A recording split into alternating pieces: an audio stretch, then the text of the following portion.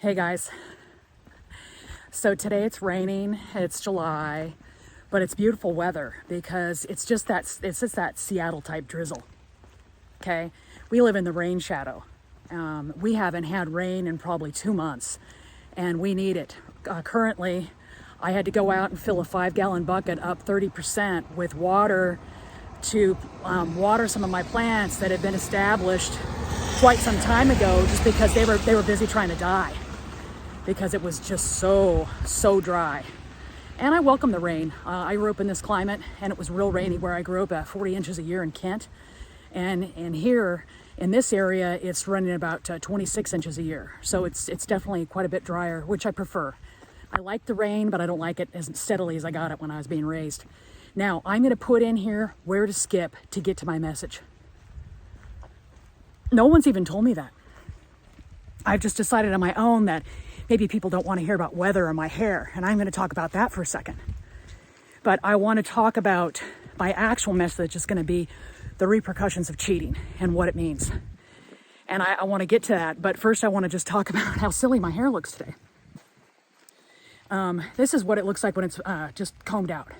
Obviously, there's a lot of texture still left, especially beneath the crown, as we can see it. And I'm going to be doing a Botticelli hair texture video, which just simply means there's not enough coverage for that.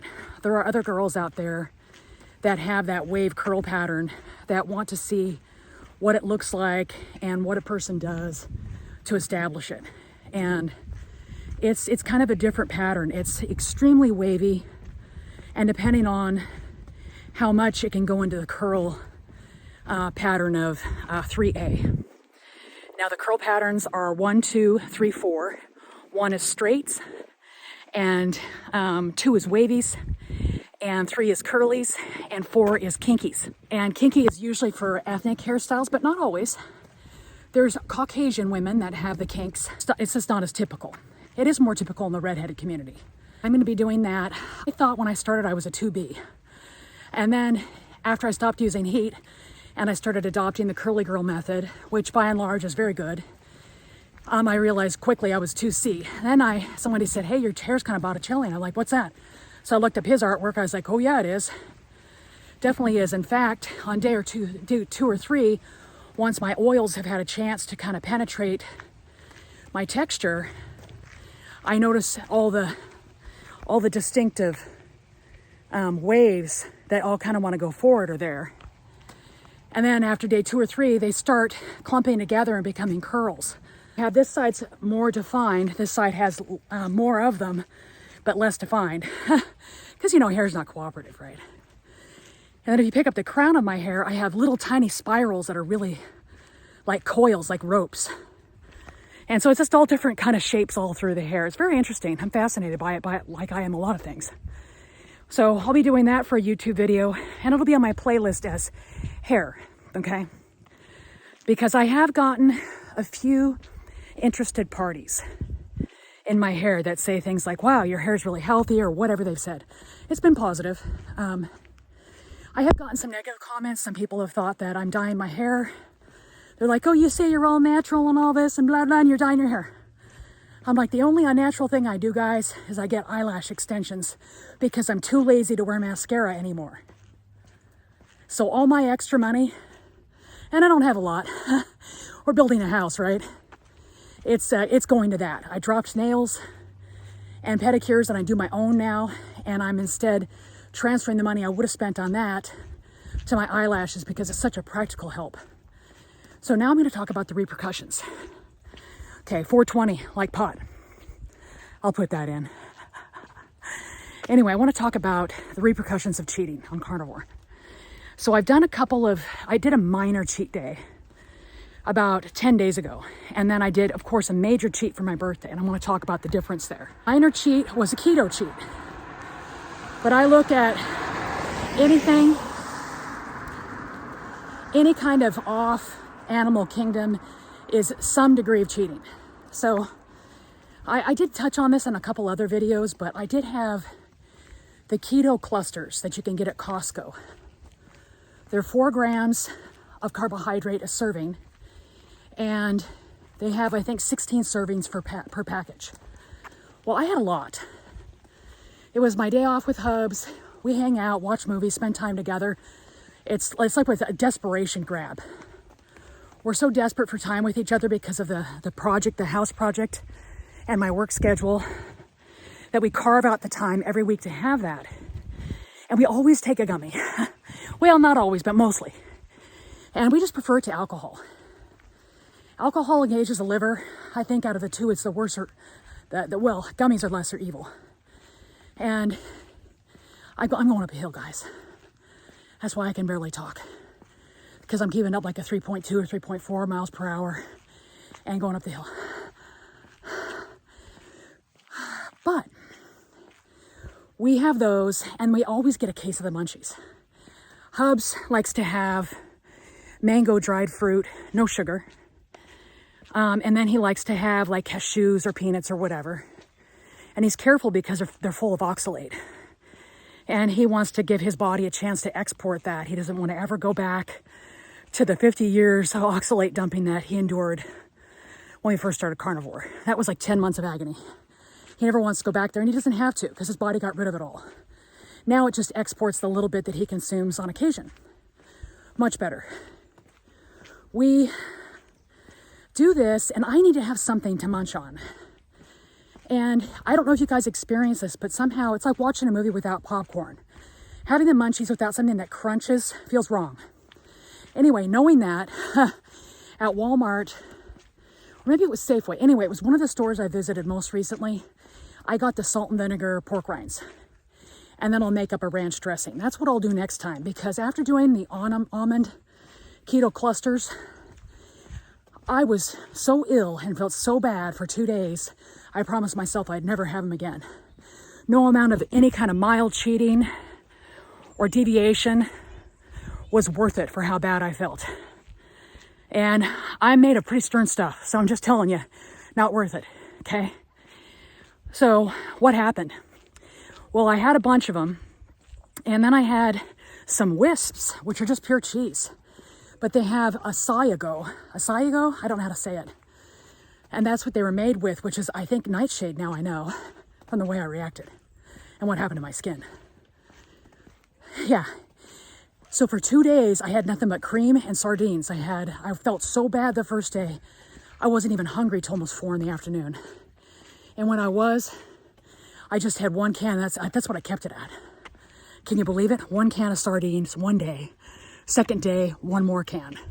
Those 2 days allowed me to recuperate from what I had done by my own recognizance I had taken and all that keto stuff. And that was good. And so when I was done with the 2-day fat fast sardine challenge time frame, I weighed exactly what I did when I began. I needed those 2 days to get off that ugly glucose weight that had been slung on because I overate and then ate things that I'm not used to. Cheese is carnivore, but you know, that's a processed thing, and my body's all done with process. It doesn't love it. It's not as sensitive as, say, Mom or Hubs, but it's in there. That was the first thing. I felt so bad I wasn't sure if I was going to be able to do my annual cheat day, which I always plan on for my birthday. I wasn't sure if that was going to happen. And when I got to my birthday, I had 2 or 3 days of actually feeling like myself. And that was also really tough. I had everything. I had beer, I had fries, I had a little bit of dessert. I did 24 hours of just basic cheating with all the things I wanted. And people would say, maybe Pierce would come in here, because I'm 3 years carnivore now. They'd come in and say, well, you're not really a carnivore because you're not pure every day, or you season your food, or all this nonsense. When somebody has a mild cheat day, maybe 6 times a year, like the keto cluster thing, which isn't going to be a reoccurrence because I felt so bad, or a 2 or 3 annual cheat days, like Hubs' birthday, my birthday, the anniversary, those are for sure. Okay? That's not enough to say I'm not a carnivore. I'm still in the 99 percentile. If you eat twice a day, and there's, how many days a year? 352? Or is that weeks? No. 365 days a year. Times 2 is how many meals I generally have for the year. And if 3 of those meals, or let's say 6 if I have 2 meals a day. Well, that'd be more fair on those days. 6 of those meals out of 365 or 700 something are cheats. It's just not enough of a percentage for me not to call myself this 99% eater. And I put it on all my sites. I'm a 99% carnivore because I know that that conservatively covers whatever transgressions I make into the plant kingdom. Because, no matter what I cheat with, I'm always still having animal. If I have a prime rib and I have fries, I'm still having prime rib. If I go to Red Robin and have a bonsai burger with a double patty, I'm still having beef. If I have a bunch of shrimp with cocktail sauce, I'm still having shrimp. So even with those cheats, it's not like I'm just sitting there eating 10 desserts. That's not really what moves me anyway. I'm not a big sweet person. I never have been. So that's not a big cheat of mine. A big cheat of mine is like fries. I love peanut butter and I like nuts. And Hubs made me a low carb pumpkin cake, which I'm gonna very, very discriminately eat a few more times before we go to Ma's on our days off. But be very careful. It's low carb, but it still is plant, but not heavy in oxalate. But I did just watch a Dr. Ken Berry video where he goes into erythritol. Anyway, one of the tols. And he did a case study on that, or he showcased a case study where he talks about the exploit of having too much of it. And that if you have it once in a while, like myself, it's not near the sin on the body as it would be if a person were having it, say, daily with a certain kind of, they were having it in their coffee, for instance. I pretty much forced Mom to get rid of the tols because I saw how my husband reacted to them. I said, you got to get rid of that. Said cream only. So anyhow, I think she's gone back to some sugar-free nonsense. I can't babysit her. She's done well. She's done the thing that was the most important, and she's no longer obese. She's height, weight proportionate to better, and she's maintained that for 3 years going on 4. She's got it down what works for her, and what works for her is under 50 carbs a day is what works for Mom, with a sufficient amount of fat. Her protein's low, but she does nothing. She's super sedentary. So for her, the needs of protein are probably also very low. And when she moves in with us, she'll be able to eat things that are better. I plan on making her a breakfast at least once a week, having some things on hand for her to have so that she feels like, there's some choices for her. Where she's living right now with our niece is just, as far as I can understand it, is having the standard American diet. And that's full of, pastas and breads and different things like that. And that's not good for Mom. And that's no diss on them. Eat how you want. I've made this real clear in my videos too. Be vegan, be vegetarian, be whatever. Just let me be me, That's why I take offense to people that come in on my eating videos and they say, you're this, you're that, you're whatever. And I'm like, just keep your opinion to yourself. If you don't have anything nice to say, just don't say it. I'm not forcing anyone to eat like me. These videos are here as a catharsis for me. They're hobbyist videos. They're a way for me to talk about my passion for nutrition without boring people that are close to me who already either subscribe or don't care. And they have that right too, to either have subscribed and no one longer want to hear about it because they believe and they're fine, or those that don't care because whatever I'm saying is uncomfortable on some level. And it should be, because when I have people that know me really well and they roll their eyes at some of my health discussions, I'm instantly kind of insulted and pissed off. And I'll tell you why. Is because they know that I'm bright.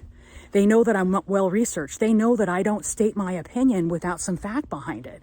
And for them to summarily dismiss me because they don't like the truths that I'm telling them, or the things that I'm doing are too threatening or challenging for them to attempt, I don't appreciate the attitude. It's like, okay, don't attempt it, but don't sit there and dismiss me because you're a flake and you don't want to try these things, or you don't want to give them the merit they deserve. Don't do that. And it's, that all tracks. The people that behave in that way always are either in shit health, garbage health, or they're kind of fat. And they look at me and they say stupid things like, you're disciplined. Or another favorite is, you have a high metabolism. I hate that one. It's like, no, I don't. I've actually always just kept my eating in check by restriction and working out. And I got tired of that. gained about 20 pounds and thought there's gotta be a simpler way. I'm not a human being that's meant to sit there and work out an hour every day and eat 1,500 calories a day to stay thin. There's a better way, and there was. All I had to do was look into it. I had some minor success with Atkins. I got down to a natural weight, but I was younger. I was mid-30s, early 30s when I tried that back in the early 2000s. And then I kind of fell off the wagon. And then when I tried keto, I tried Atkins again in 2015, and it worked really well for me, again. And I just didn't pay attention and think to myself, I need to be committed. I always used Atkins as kind of a way to get that ugly 10 or 15 pounds on that always tried to creep on. And I'd use Atkins like a tool in my arsenal and then put it back in the toolbox instead of continuing to employ it on a daily level. I remember one time I went to Red Robin and I got the bonsai burger without the bun. And instead of fries, I got a Caesar salad. And I remember thinking I was like 34 or something, 32. I was pretty young. I remember thinking, I can eat like this for the rest of my life. I don't have to starve. This tastes real good. It's fine. I don't really miss fries. But eventually I did miss fries. Eventually I did grow weary of it. Eventually I felt like I deserved a reward. I didn't deserve anything. All I needed to do was fuel my body. And that's the difference now. I understand that. I'm willing to just fuel my body. And then when a special occasion arises, I'm willing to then cheat with the contextual foods I have a point of reference for. That's what I'm willing to do, but it's a choice. It's not a craving. It's not because I deserve it or I want a reward. It's because it's fun and I feel like celebrating and I don't want my headspace taken up with how I have to just eat my fuel again. That's what it is. What happened after I did my birthday cheat meal only a week or so after, well, probably about 10 days after the minor keto cheat of the keto clusters? Well, my psoriasis came flaming back. It's hard to tell here. You can kind of see there's one red patch there. If you can kind of see that, then just trust me on the rest. I've got about 5 of those, a couple here and then 2 or 3 here. And then I get a 1 or 2 behind my ear. That's another real typical place for me. And of these shiny, somewhat itchy, red, chaffed looking spots with dried, flaking skin that comes off. Psoriasis is the first to go when I start eating clean, and it's the first to come back if I transgress. It'll be gone again in a couple of weeks, and I get a reaction from going plant within 3 days to 2 weeks from the time that it happened. So I can expect reactions upwards of 2 weeks after my birthday cheat. The reason I know that is because I've done it before. I'm really good with the elimination diet. I've done that part twice now. I know exactly what lights me up. Potatoes, which end up being fries, of course, and they're cooked in that horrible oil, the fake Crisco stuff. My body hates that. So the combination of the nightshade with the potato, because it's a nightshade, and the crap substandard oil puts me into a tailspin of autoimmune. I also notice that sometimes, not always, I'll have a little bit of a thyroid leap number, and I can tell because what happens is I just start getting itchy all over my body, especially my hands and feet. And I sometimes will have a heart palpitation because thyroid controls so much, you guys, primarily hormones. And that's why the cheat meals have to be super, super independent of one another, really far apart from one another, months ideally, because a couple of these kind of cheat days would keep me in the yuck skin and the thyroid uptick for a month or more. And that's too long to feel bad. That's too long to have my body have to try to heal that thing I did. And some of you are probably going, why are you doing it at all if you know all this? I don't know. Feel like it.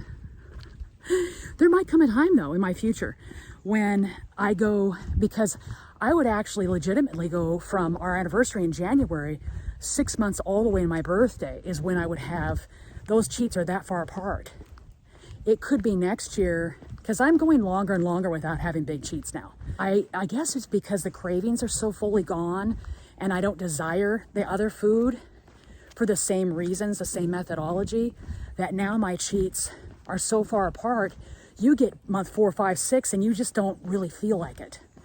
I'm wondering if maybe this next year, what'll happen is I'll have my anniversary cheat and then I'll go all the way to almost my birthday next year, and it won't appeal that much.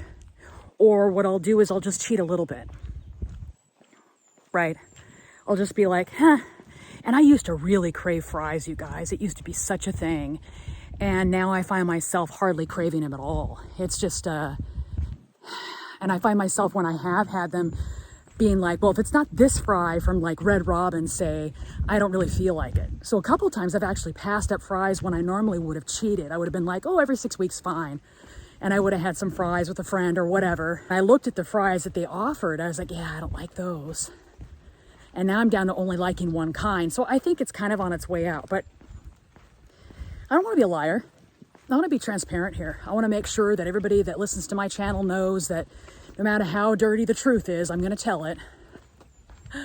And all I can do is have people come in like they have and say, you're a loser, you're this, you're that, and name call me because they're not brave enough to have their own channel and talk about their life in a way that's completely surfaced as I am. And that's fine. Nobody defines me but me. I decide who's powerful enough to have free rent in my head. They don't get to, they have to pay. They have to pay. Devolve into anybody's BS. If somebody wants to act badly or whatever, I'm going to just let them be them. And I'm going to be like, you be you. Because I'm not here to guilt people. I'm not here to try to pretend to be something I'm not. I'm here solely for catharsis for myself. And if anybody, I'm very grateful for anybody that would subscribe to things I have to say because they're genuinely interested in my insights and my life experience, which is starting to become longer. You know, I just turned 56 and I notice that every minute I feel less smart about everything because as you gain perspective during aging, you realize how much there is more to be learned and how you'll never learn it in your lifetime. But we can make our lifetime great. We can be healthy. We can do things for our health. This morning, I'll tell you guys what I ate. I can't believe I didn't take a video and put it on YouTube. I've gotten a little flaky with my shorts. I got to get back to that. Hubs had made a tri-tip and he slow cooked it for a couple hours and it made it tender. And he used like a coffee fake brown sugar rub. I found it to be quite good, but I can just eat meat cold out of the bag. I am so carnivore that way now. You know, I could eat meat raw if I needed to. I can do all kinds of stuff. I had beef tongue and mazatlan. I'm fully there. This morning I chopped up a bunch of it real fine. It was leftover and I put it in the skillet and I browned it up. The fat from the burger I did the other day. I just swipe out our pan with a paper towel. Fat doesn't get rancid fast. So I'm not worried about that. I don't like to clean the pan that much. So a couple times a week's all I do. And I browned that up and I put it on a plate, set it aside. And then I did up 9 eggs, scrambled those. And Hubs doesn't like a lot of salt. So I don't salt his stuff. And then I took out my portion of scrambled eggs plain. And then I kept his portion in there, put cheese in, put all the chopped up tri-tip in there. And then I made a big scramble. And he goes, why aren't you putting the meat in yours? I said, you know, I just don't like it scrambled up there. I just want my eggs plain. I'll have the meat separate. That's just what sounds good. So I had about half the bag of the tri-tip that was left from when he had some. I think there was probably 3 pounds in there and he had 1.5 pounds last night for his kind of one meal. And then I put the bag in the fridge and then I used about 30% of that, maybe 3 or 4 ounces with his 4 eggs and cheese. And then he had that. And then I had another half of the bag. So I had maybe a 1/2 pound or a 1/3 pound and then 4 scrambled eggs. And then my body told me when it was done. Nothing tasted good. I was like, I could tell it was coming. My body gave me the signal. It said, ooh, yeah, last bite on this. And so that's what I did. I just put it away because I'm not worried about how much I have to eat right now. I just got off my fat fast with my 2 cans of sardines in 2 days. And I was ready to eat something. I wasn't ravenous because I'm fat adapted, but it's like a low abiding hunger in the background where my body's like, you know, anytime you want to eat, I'm there for you, but I'm not giving you any signals because maybe you're foraging for game.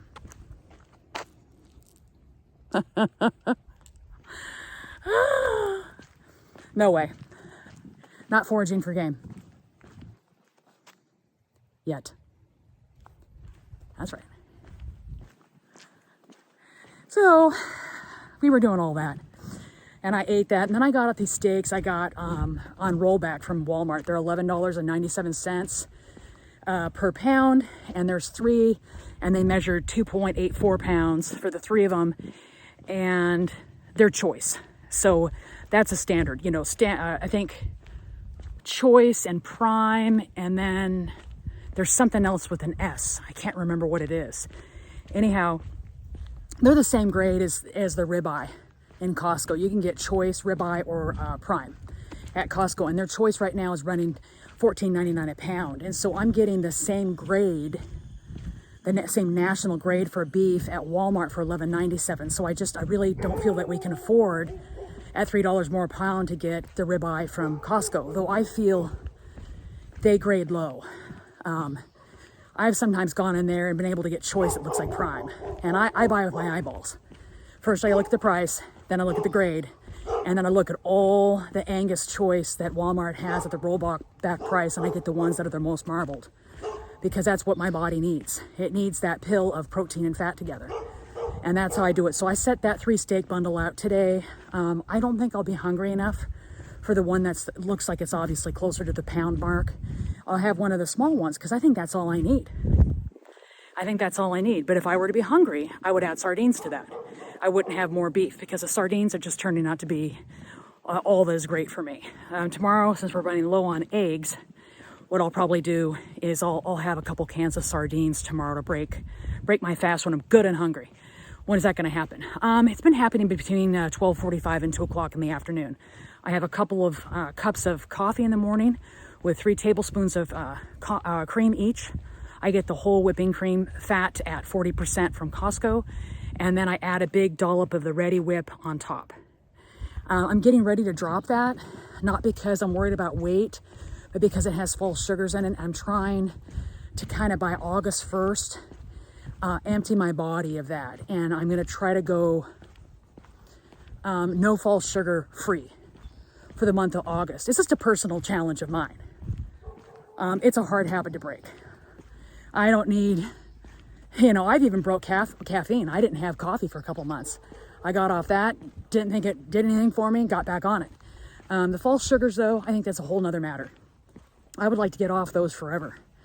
And I'm no longer liking drinking right now to any degree. So I'm kind of, that was what I was using, those sugar-free mixed drinks to mix with my vodkas and stuff down in Muzzet Lawn, and now I'm not really wanting to do that anymore. So that's going to be my new challenge for August. I'm going to go off of the sugar-free diets and just start getting waters. I want to see if there's any difference, like a whole month with none of it. But anyway, yeah, the repercussions was my psoriasis came right back. I basically didn't feel good. My digestion was all screwed up because once I had that phony fiber, all it did was irritate my large intestine. It stopped all my digestion processes in their tracks. I had to start taking Swiss Chris again to go. So digestion was affected. And I looked like a bloated cow. I mean, my whole body was swollen. My eyeballs, my face, my feet, my hands, my everything. It's almost not worth it. I actually felt better after my cheat meal with the fries and all the things I did for my birthday than I did after the keto clusters. That's how come I know I'm never having those again. Because even though they were lower carb, they affected my body in a visceral way. Nuts and seeds and stuff. I think they're like pumpkin seeds and almonds and coconut. I know the coconut wasn't trouble, but the almonds and the pumpkin seeds were. My body didn't like that. My body said no and shut down and got ticked off. So no more of that again. Anyway, that's your takeaway. I figure that if you transgress after your pure eating, of course, this is from somebody that eats carnivore 99% of the time. So this is a real anomaly. It's an outlier situation. That you have 2 weeks before you feel good again. And you have to decide if that event is worth you cheating for. And I talk a lot about this because I think it's the biggest obstacle or challenge facing people that want to get clean eating is those cheat days. And I just want to let you know that your body's busy healing all the time, and it doesn't heal as well when you've cheated. Like you put yourself back 2 weeks is basically what you did. That I know of. That I know for sure. It could even be longer. It could be 2 weeks of what manifests and another 2 weeks internally. I just don't know. But whatever the case may be, you do set yourself back. But the good news is you can just get right back on the wagon, and I do. And I don't crave going backward. I'm fine. My body knows what the thing is, and I cleaned it out by doing the fat fast with the sardines and stuff. So now it's back on track. But anyway, love you guys. Thanks for subscribing, and if you haven't, please do. And also smash the like button, and tell your friends about me. If you have other middle-aged, over 50, over 45 friends that are struggling with health concerns or anything of that nature, have them come to the Cheating Carnivore, because I'll give you the real scoop. Thank you.